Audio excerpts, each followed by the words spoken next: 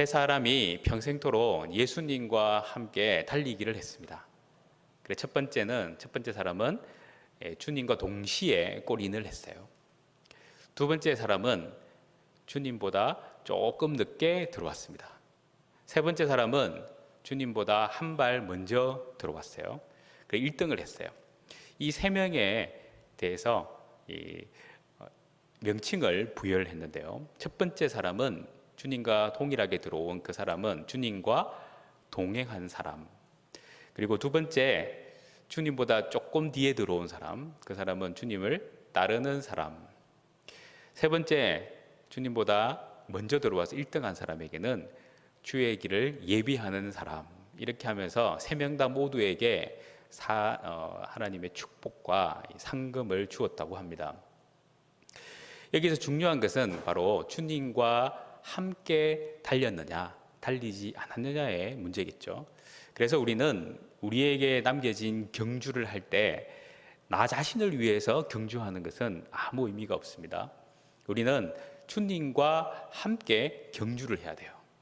주님과 함께하는 경주, 주님과 함께하는 뜀박질, 주님과 함께하는 그 삶이 바로 우리에게 복이 되는 것이고 하나님이 우리를 잘했다 칭찬할 수 있는 이유가 된다는 거죠. 그래서 우리는 진정으로 내가 주님을 함께하고 있는가, 이것에 대한 고민에서부터 우리의 신앙이 좀 출발해야 된다라는 겁니다. 여러분들 신앙의 본질을 무엇이라고 생각합니까? 신앙의 본질은 바로 주님과 함께 하느냐 함께 하지 않느냐의 문제예요. 그래서 하나님이 함께 하는 사람은 그 사람으로 인해서 하나님은 그의 인생 가운데에 하나님과 그와 어떤 관계를 맺어가느냐를 만들어가죠. 그러나 하나님이 없는 자들, 그들은 하나님과 어떤 관계를 맺을 수가 없기 때문에 그들은 버림받게 되고 신앙이 아닌 인생이 된다는 사실입니다. 여주동행이라는 사자성어 같은 게 있어요. 이게 주님과 더불어 함께 하는 사람, 이걸 이제 여주동행이라고 하는데요. 여기에 주라고 하나님을 설명할 수 있습니다. 그래서 우리가 하나님을 주님으로 모시느냐, 아니면 나의 하인으로 모시고 나의 종으로 모시느냐, 모시는 게 아니고 데리고 사느냐. 우리의 신앙이 제대로 된다면 주님으로 모셔야겠죠. 그래서 하나님과 함께 한다라는 것은 하나님을 주인으로 모실 때에 그것이 함께가 되는 거예요. 그런데 하나님을 주인으로 모시지 않고 내 곁에 그냥 나의 종으로, 아니면은 내가 간절히 소원하는 소원 자판기로 그분을 모시기 시작한다면 우리의 인생은 주님과 동행하는 인생이 될 수 없다는 사실입니다. 그래서 우리는 신앙의 본질인 이 주님과 동행하는 삶, 이 삶이 나의 핵심이 되고 나의 핵심이 되어야 하나님의 복을 얻을 수 있다라는 그 마인드가 우리 속에 있을 때에 은혜를 경험하게 되죠. 예수님과 함께 했던 제자들을 잘 살펴보면 제자들을 예수님이 부르실 때에 그들은 그들의 삶에 빠져 있었습니다. 어부의 삶에 빠져 있었고요, 또 세리의 일을 하고 있었고, 또 그들은 여러 가지 자기에게 주어진 일에 열심을 다하는 사람들이었어요. 그러나 주님은 그들을 부르시고 그들과 함께 하시면서 3년이라는 시간을 보내셨어요. 그리고 3년의 시간을 보내시고 주가 죽으시고 부활하시고 승천하실 때에 그들에게 약속을 하죠. 내가 너희와 세상 끝날까지 함께 하겠다. 이 함께 하겠다라는 그 이야기가 무엇이었느냐? 바로 3년 동안 제자들이 동거동락하면서 주님을 곁에 모시고 주님의 말씀을 듣고 살아가는 그 모든 삶, 그것을 생각나게 하는 일이었어요. 그래서 그들은 우리가 이렇게 살아서는 안 되겠구나. 예수님이 우리와 함께 하신다고 했는데 어떻게 함께 하시지? 예수님이 말씀하셨어요. 너희들 몇 날이 못 되어서 성령을 받을 터인데 성령 받을 때까지 기도에 힘쓰라. 그래서 그들은 열심히 기도하다 보니까 성령을 경험하게 되고 성령을 통해서 주님과 함께하는 복을 누리는 놀라운 일이 벌어진다는 겁니다. 이게 바로 신앙입니다. 그래서 신앙은 주님과 동행한다, 주님과 함께한다. 이것이 우리 속에 내재되어 있어야 된다는 거예요. 자, 오늘 말씀에 보면 에녹이 등장을 합니다. 이 에녹을 오늘 말씀에는 이 네 절로 기록을 짧게 기록되어 있는데요. 이 에녹에 대한 해설을 히브리서 11장 5절이 이렇게 표현을 하고 있어요. 신약성경 히브리서 11장 5절입니다. 믿음으로 에녹은 죽음을 보지 않고 옮겨졌으니 하나님이 그를 옮기심으로 다시 보이지 아니하였느니라. 그는 옮겨지기 전에 하나님을 기쁘시게 하는 자라 하는 증거를 받았느니라 말씀합니다. 에녹이 350년 동안 하나님과 동행하면서 죽음을 보지 않고 천국으로 하나님이 데려가셨어요. 그것을 히브리서 기자가 뭐라고 표현하냐면 하나님을 기쁘시게 하는 자라 증거를 받았고, 그렇게 해서 하나님이 죽음을 보지 않고 천국으로 데려갔다고 합니다. 그런데 도대체 에녹이 한 게 뭐냐라는 겁니다. 에녹이 무슨 일을 했길래 천국으로 바로 데리고 갔느냐는 거죠. 에녹이 성경에서 나오는 에녹의 일을 보면 그렇게 많은 것이 없어요. 그냥 애 놓은 것밖에 없습니다. 그리고 살아간 것밖에 없어요. 근데 우리가 잘 아는 에녹처럼 바로 하나님께서 데리고 간 사람, 그 사람은 엘리야가 있어요. 엘리야는 7대 기적을 완성시킨 사람이고, 우리가 잘 아는, 그죠? 3년 반 동안 비가 오지 않도록 기도하니까 비도 안 오고, 또 비가 오도록 기도하니까 비가 오는 역사를 만든 사람이 엘리야입니다. 엄청난 사람이죠. 그런 기적의 사람 엘리야는 어떻게 보면 천국으로 데려갈 만한 사람이에요. 또 우리가 아는 모세를 생각해 보면, 모세는 애굽 땅에서 종으로 있었던 이스라엘 백성들을 하나님이 약속한 가나안 땅으로 인도한 엄청난 지도력의 사람입니다. 그런데 그는 천국으로 하나님이 바로 데리고 가지 않았어요. 죽음을 보게 하셨죠. 그러면 도대체 이 에녹이라는 사람은 엘리야처럼 대단한 사람도 아닌 것 같은데 어떻게 하나님을 기쁘시게 하는 증거를 받고 천국으로 갔느냐라는 겁니다. 오늘 이렇게 생각해 보면 우리도 이 에녹과 같은 삶을 산 것 같은데, 그죠?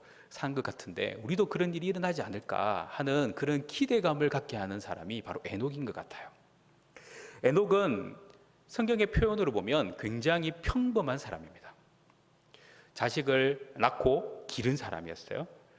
우리 오늘 읽었던 21절과 23절 말씀에 보면요, 에녹은 65세에 머두셀라를 낳고 머두셀라를 낳은 후 300년을 하나님과 동행하며 자녀를 낳았어요. 이게 그의 삶의 표현이에요. 23절에 보니까 그는 365세를 살았더라 말씀합니다. 주님께서 이 에녹을 평가하실 때에 그는 하나님과 동행했다라는 표현을 놓고, 그리고 자녀를 낳았다라고 표현하고 있습니다. 이 당시에 이 창세기 5장에 엄청난 이 수명을 자랑하는데요. 수명의 평균 수명이 912세입니다. 엄청나죠. 홍수 이전에 우리 오래 살았다고 증거를 하잖아요. 그런데 이 에녹이 365세를 삶으로 있어서 그도 많은 세월을 살았지만 다른 사람들의 3분의 1 정도의 절반이나 3분의 1 정도에 해당하는 삶을 살고 천국을 하나님께서 바로 데리고 가셨어요. 근데 우리가 여기에서 그러면 도대체 이 사람이 천국으로 갈 수 있는 증거, 하나님을 기쁘시게 했다 하는 그 하나님과 동행했다는 그 증거가 도대체 뭐냐라는 겁니다. 하나님과 동행했다는 것이, 그렇죠?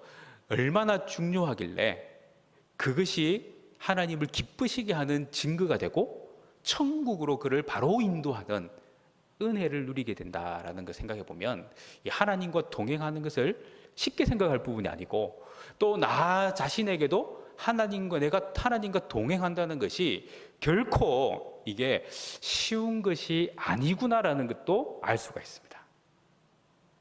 한번 물어보세요. 나는 하나님과 동행하고 있는가? 이게 참 어렵어요. 그래서 우리는 여기에서 아주 중요한 교훈을 하나 발견할 수 있어요. 그것은 뭐냐면 내가 장수를 했느냐, 뭐 오래 살았느냐, 아니면은 뭔가 업적을 남겼느냐, 내가 큰 명예를 얻었느냐, 부를 가졌느냐, 이런 것이 하나님을 기쁘시게 하는 것과는 별로 상관없는 것 같아요. 왜냐하면 이 에녹을 보면 알 수 있는 거죠. 그래서 하나님 보시기에 우리가 가진 것 자랑하고 우리가 내어놓은 업적 자랑하는 것은 하나님 볼 때는 도토리 키재기밖에 안 되는 거죠. 가치가 없는 거예요. 정말 하나님께서 원하시는 것은 무엇이냐, 하나님을 정말 기쁘시게 할 수 있는 것은 무엇이냐, 바로 내가 하나님과 동행했느냐 안 했느냐의 문제입니다. 저도 부모님께 전화를 자주 못 드리는 참 불효하는 자식입니다. 근데 부모님의 입장은 항상 전화를 받고 싶어요. 어제 제 아내가 그런 이야기를 하더라고요. 어머니한테 전화를, 제 아내는 자주 연락을 하는데, 여보, 어머니가 당신 목소리를 더 듣고 싶어 하는 것 같아. 항상 전화를 받으면 아들은 어디가? 아들은 뭐 하노? 아들은 요즘에 전화가 왜 없노? 항상 물어본다는 거죠. 이게 부모의 심정 아니겠어요? 이 부모의 마음은 자녀와 깊은 관계를 맺어가면서, 그죠? 그의 목소리를 들으면서 안심을 하고 안도를 하고 행복을 느끼고 기쁨을 누린다는 사실입니다. 이게 바로 하나님과 우리의 관계도 마찬가지죠. 하나님의 기쁨을 드리기 위한다면 하나님께 맞춰야 되는데, 그 맞춤의 가장 1번이 뭐냐? 하나님과 동행하는 거다라는 사실입니다. 자, 그러면 이 동행이라는 것이 무엇이냐라는 거예요. 제일 쉽게 생각하는 것은 이 동행이라는 단어가 제일 먼저 쓰일 때는 바로 걷다라는 단어에서부터 시작을 합니다. 그러니까 주님과 걷는 거예요. 그런데 주님과 걸을 때에 이 과라는 단어에 해당하는 이 히브리어가 무엇을 뜻하느냐면 달라붙다라는 의미를 갖고 있어요. 달라붙다라는 것은 딱 붙었다는 것을 의미하겠죠. 그죠? 손과 손을 탁 모으듯이. 바로 하나님과 우리가 딱 붙어서 다니는 것. 이게 굉장히 중요한 거예요. 요즘에 이렇게 밤에 이제 그 강변을 이렇게 걸어보면 우리 성도님들도 많이 만나는데요. 이 걸어보면은 이 부부가 같이 걷는 분들이 있는데, 또 부부 아니고 혼자서 걷는 분들도 많아요.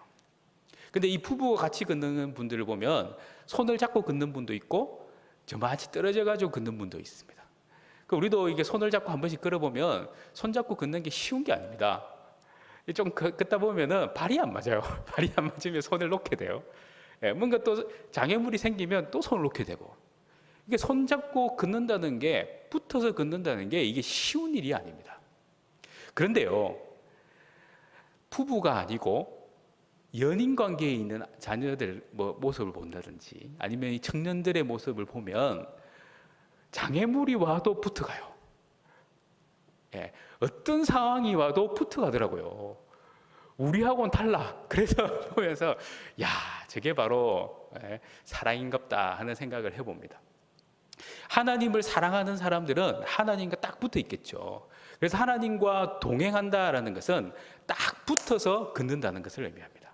그러면 딱 붙어서 걷는다는 것은 그만큼 친밀하다는 거고, 손 놓기 싫다는 건데 연애하는 거죠. 연애하는 거. 우리가 결혼을 해가지고 뭐 자녀를 놓고 이렇게 시간이 10년, 20년 지나면은 연애의 마음이 아니라 뭐 정으로 산다고 하잖아요. 자녀 때문에 산다고 하고, 지금까지 산 게 아까워서 산다고도 하고.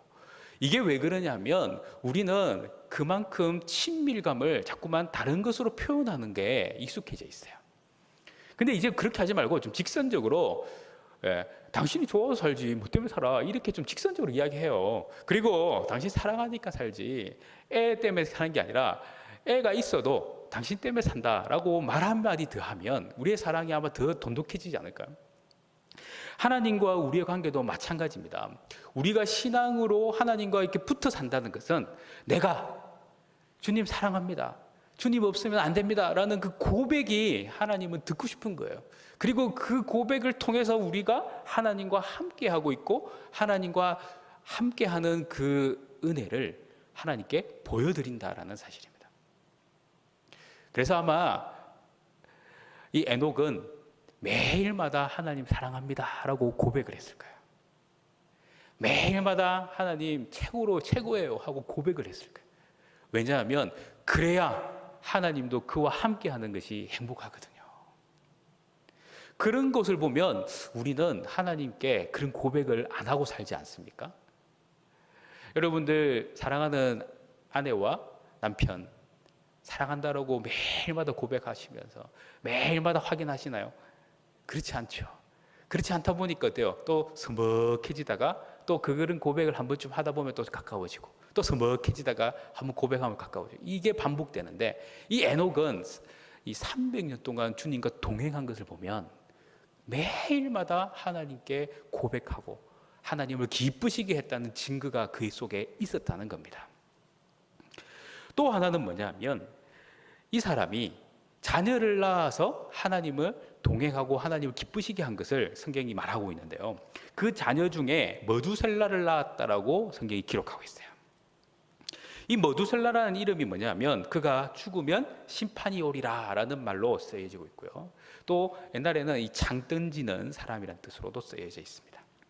그래서 이 머두셀라라는 이름 자체가 벌써 무엇을 말하고 있느냐면 머두셀라가 심판의 기준이 된다라는 것을 말하고 있죠.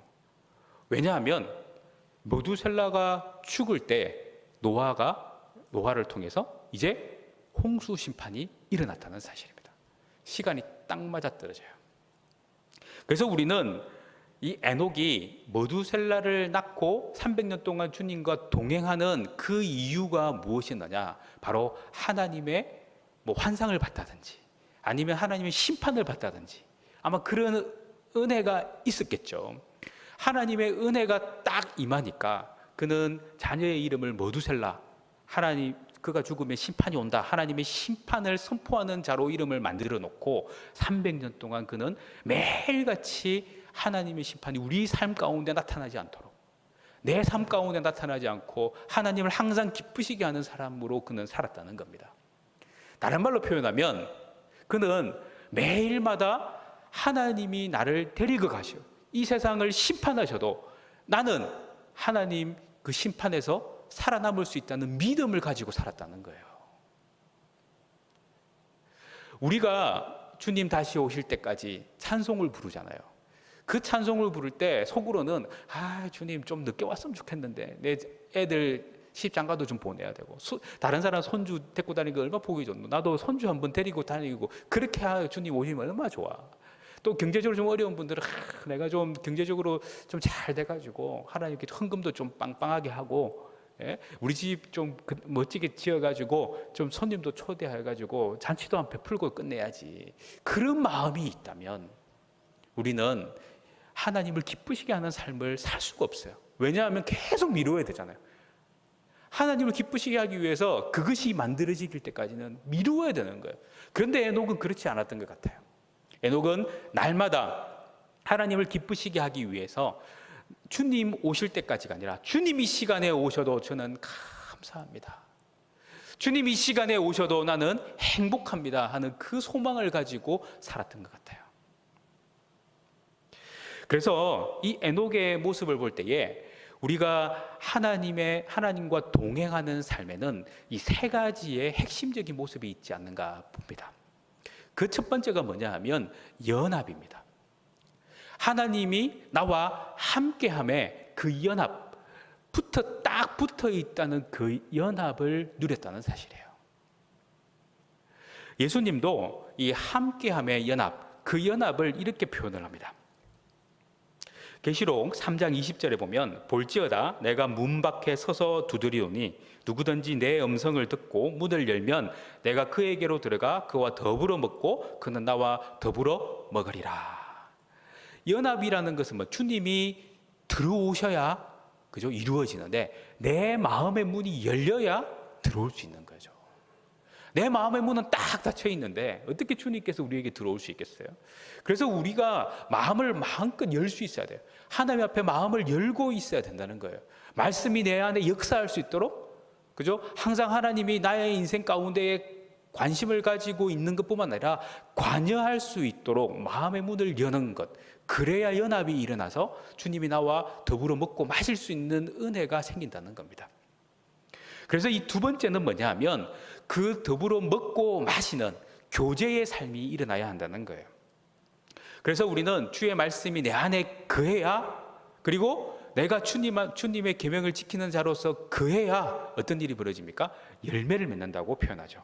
요한복음 15장 7절 말씀해 보니까 너희가 내 안에 거하고 내 말이 너희 안에 거하면 무엇이든지 원하는 대로 구하라. 그리하면 이루리라. 포도나무 비유입니다. 포도나무에 그죠? 가지가 줄기에 딱 붙어 있을 때에 어떤 일이 벌어지냐면 열매가 맺히는 거죠. 주님과 함께하고 교제가 일어나는 그 때에 열매라는 것이 생긴다는 겁니다. 그 열매가 바로 에녹으로 통해서 본다면 그게 뭡니까? 바로 하나님과 동행하고 하나님을 기쁘시게 하는 열매가 맺혀서 결국 그는 바로 천국으로 들려 올라가는 놀라운 복을 받았다는 사실입니다. 그래서 우리는 이렇게 하나님과 연합하고 교제하는 게 우리의 삶에 나타나야 한다는 거예요. 그런데 여기에만 끝나는 게 아니라 바로 주님과 함께 할 때는 뭐가 필요하냐면 순종이라는 게 필요해요. 아무리 그죠? 마음이 열리고 주님과 더불어 먹고 마셔도 그때뿐이면 그 인생은 동행할 수가 없습니다. 끊어지는 거죠. 순종이라는 단어가 그의 삶을 휘감아야 되는 거예요. 주가 나의 주가 되셔서 나는 주님과 동행할 때에 순종하며 동행하겠다. 이것입니다. 그래서 이것을 한 묶음으로 표현해 보면 이런 말이 되겠습니다. 믿음으로 하나님과 연합하고 날마다 말씀을 묵상하며 기도하며 하나님과 교제하고 하나님의 뜻을 깨달아 순종할 때 그것이 진정한 동행이다라는 사실입니다. 우리는 하나님과 동행이라는 단어를 쉽게 생각합니다. 그냥 마실 나갈 때에 옆에 한 사람 끼고 이야기 도란도란 나누면서 가는 것, 이게 동행인 것처럼 생각해요. 그래서 새벽 예배 잠깐 나와가지고 하나님 내 오늘 하루 이러니까 도와주세요 하고 땡 하고 밖에 나가서는 하나님 없는 것처럼 살아가는 것. 예배 드릴 때는 하나님 말씀 들어서 그 말씀이 그렇구나, 그래 저런 삶도 멋진 삶이네 하고 나갈 때부터는 그래 오늘도 멋지게 내가 원하는 삶을 살아봐야지 하고 내 멋대로 사는 것, 이게 바로 우리가 생각하는 동행이었을지 몰라요. 그런데 성경이 말하고 있는 동행은 그런 의미가 아니라 날마다 순간순간마다 그리고 여전히 하나님과 딱 붙어 있는 것을 의미한다는 사실입니다. 이처럼 에녹은 순종하는 그 마음으로 하나님 앞에 열심히 살다 보니까 이 300년이라는 긴 세월을 하나님과 동행하는 삶을 살게 됐고 또 하나님이 기뻐하신다는 하나님의 증거를 얻어서 천국으로 들려 올라가는 인생이 되었습니다. 자, 그렇다면 주님과 동행하는 삶의 가장 큰 복이 무엇일까요? 우리가 이 세상에 살면서 그죠? 동행함으로 누리는 복들이 많이 있겠지만 우리가 사랑하는 부부 관계를 통해서 알게 되는 동행의 축복이 있어요. 그게 뭐냐면 그죠? 함께 할 때에 그 사람이 있는 것 자체가, 그 사람이 내게 있는 것 자체가 행복이 되고 기쁨이 됩니다. 그래서 에녹은 하나님이 자기를 지켜보는 300년 동안 동행한다는 것이 자기를 지켜보는 CCTV가 아니고 나의 주님이 되셔서 나의 모든 것을 해결하시고 나의 모든 것을 인도하시고 나의 모든 것에 답을 주시는 분이 그에게 있기 때문에, 그분이 나의 답을 주시는 분이시기 때문에 그는 행복할 수 있다는 거예요. 사랑하는 부부가 이렇게 행복하게 살다가 갑자기 한 분이 소천을 하게 되면 그분의 빈자리가 굉장히 큽니다. 굉장히 힘들죠. 그래서 우리는 부모님들이나 아니면 옆에 우리 계시는 분들이 혼자 되신 분들을 보면은 얼마나 힘들어하고 어려워하는지 몰라요. 그 이유는 바로 그분이 존재하는 것 자체가 그에게는 행복이고 기쁨이기 때문에 그렇습니다. 이걸 뒤집어서 생각해 보면 하나님이 에녹과 같이 동행을 하는데요. 에녹이 하나님을 기쁘시게 하는 사람이라고 증거를 얻었다고 했는데, 하나님의 입장에서 볼 때 하나님도 에녹이 자기에게는 너무 기쁨인 거예요. 에녹이 내 곁에 없다면 상상할 수 없는 거예요. 그래서 에녹을 천국으로 데려가서 한시도 옆에 끼지 않고 살 수 없는 인생으로 만들어 갔다는 겁니다. 하나님이 너무 좋아서 데려간 거죠. 우리도 생각을 해보면 하나님의 기쁨이 된다는 것은 하나님이 한시도 눈을 뗄 수 없는 사람이 되어야 된다는 사실이에요. 그래서 우리는 하나님의 기쁨이 되기 위한 그 삶을 우리는 살기 위해 하나님이 기뻐하실 만한 일을 골라서 하는 그런 모습이 필요하다는 사실입니다. 제가 찬양 중에 이 찬양을 참 은혜 받았던 찬양, 그게 뭐냐면 그때 우리 장로님이 처음 부를 때 이렇게 눈물을 흘렸어요. 밖에서 있는데 그 찬양을 부르는데 막 눈물이 나더라고요. 그게 뭐냐면 원하고 바라고 기도합니다. 이 민옥이 교수가 지은 이 찬송의 이 2절이 참 감동이 돼요. 주의 길을 걸어가는 동안에 세상의 것 의지할 수 없으니 감사하고 낙심하지 말 것은 주께서 참 기쁨이 되심이라. 주님이 참 기쁨이다라는 믿음의 고백이 있다는 것은 내가 감사하고 낙심하지 않는다는 증거가 된다는 겁니다. 우리가 낙심할 때 생각해 보세요. 기쁨이 사라지기 시작합니다. 감사도 사라져요. 그런데 기쁨이 충만할 때 보면은 감사가 막 절로 나와요. 희망이 막 절로 생긴다고요. 그래서 우리에게 기쁨이라는 것이 얼마나 중요한 건지 몰라요. 그래서 후렴에 이렇게 찬송하죠. 하나님의 꿈이 나의 비전이 되고 예수님의 성품이 나의 인격이 되고 성령님의 권능이 나의 능력이 되길 원하고 바라고 기도합니다. 오늘 이 자리에 계신 우리 성도님들이 바로 이런 복을 누렸으면 좋겠어요. 우리가 감사하고 낙심하지 않는 그 이유를 말하라고 하면 하나님이 나의 기쁨입니다라고 고백할 수 있고요. 그 증거로 하나님의 꿈이 나의 비전이 되고 예수님을 닮아가는 그 놀라운 은혜가 우리 속에 인격으로 드러나게 되고 성령님의 권능이 여러분의 능력이 되어서 어떠한 상황 가운데서도 승리하고 어떠한 상황 가운데서도 하나님의 복을 선포하는 자가 되었으면 좋겠습니다. 그래서 우리는 이 동행이라는 것이 그냥 마실 나가는 손잡고 가는 인생이 아니라 이렇게 아주 많은 의미를 가지고 있다는 생각을 가지고 주님과 동행해야 될 줄 믿습니다. 저희 아버지가 팔순 잔치를 했을 때에 그죠? 몸이 그때 굉장히 안 좋으셨는데 그때 그 한마디를 하셨어요. 그게 뭐냐면 그때 그 어머니 한 그 60년 조금 안 되는 시간 나와 평생을 함께한 아내에게 정말 감사합니다 하고 한 번도 해보지 않는 감사를 그 우리 어머니에게 아버지가 하셨어요. 어머니는 눈물을 흘리셨어요. 왜냐하면 감사하단 말을 그때 처음 들었던 거예요. 우리가 내 옆에 있는 사람 있잖아요. 옆에 있는 분들에게 이 감사라는 말을 잘 안 해요.